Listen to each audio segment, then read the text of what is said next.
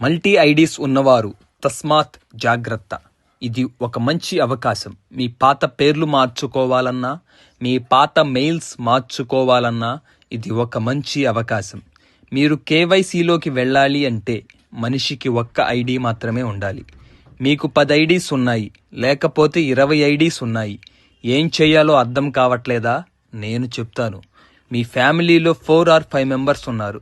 ఇంకా మీ దగ్గర ఐడీస్ ఉన్నాయా? ఆ ఐడీస్ని వేస్ట్ చెయ్యకుండా తక్షణమే మీ బంధువుల పేర్లు కానీ, మీ క్లోజ్ ఫ్రెండ్స్ పేర్లు మీద కానీ ట్రాన్స్ఫర్ చేసి విక్టరీ విత్ యాష్లోకి పంపించండి. ఎలా ట్రాన్స్ఫర్ చేయాలి, ఎలా పేర్లు మార్చాలి, ఎలా మెయిల్ మార్చాలి? ముందుగా మీ ఓఎస్ ప్రొఫైల్లోకి వెళ్ళి ఎడిట్ ఆప్షన్ దగ్గర మీ పేరు మరియు మీ ఇంటి పేరు మార్చండి. అలాగే కొంచెం క్రిందకి వచ్చి మీ ఓఎస్ నెంబర్ దగ్గర కూడా మార్చండి. ఇప్పుడు మీ అప్లికేషన్లోకి వెళ్ళండి. అక్కడ మీ నేమ్స్ మారిపోతాయి. మార్చిన వాళ్ళ పేరు మీదే మీరే ఒక మెయిల్ క్రియేట్ చేసి అక్కడ మెయిల్ ఆప్షన్ క్రింద బాక్స్లో టిక్ చేసి మీ మెయిల్ అప్డేట్ చేయండి. మెయిల్ గురించి మరి ఒక్క విషయం చెప్పాలి. ప్రతి జీమెయిల్ అకౌంట్కి 15 GB స్టోరేజ్ ఉంటుంది. దానిలోనే ఫొటోస్, వీడియోస్, మెయిల్స్ అన్నీ ఉంటాయి. దయచేసి స్టోరేజ్ ఫుల్ అవ్వకుండా చూసుకోండి. ఫుల్ అయితే కొన్ని డిలీట్ చేయండి, లేకపోతే కంపెనీ నుంచి కేవైసీ మెయిల్ రాదు. Second, below 18 eligible or not eligible. మీ పిల్లలకి 18 సంవత్సరాల కంటే తక్కువ వయసు ఉంటే మీ పిల్లలు కేవైసీ మరియు విక్టరీ విత్ యాష్లోకి ఎలిజిబుల్ కాదు. మీ పిల్లల్ని కూడా జాయిన్ చెయ్యాలి అనుకుంటే పేరెంట్స్ ఐడీస్ విక్టరీ విత్ యాష్లోకి వెళ్ళాక మీ అఫిలియేట్గా జాయిన్ చెయ్యవచ్చు. Third one, code of conduct అంటే ఏమిటి? ఇది ఒక కంపెనీలో ప్రవర్తన నియమావళి అని అర్థం.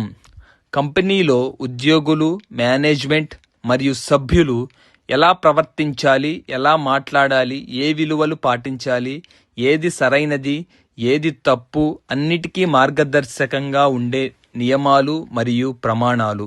దీని గురించి యాష్ గారు మన అప్లికేషన్లో 8వ క్వశ్చన్లో చెప్పారు.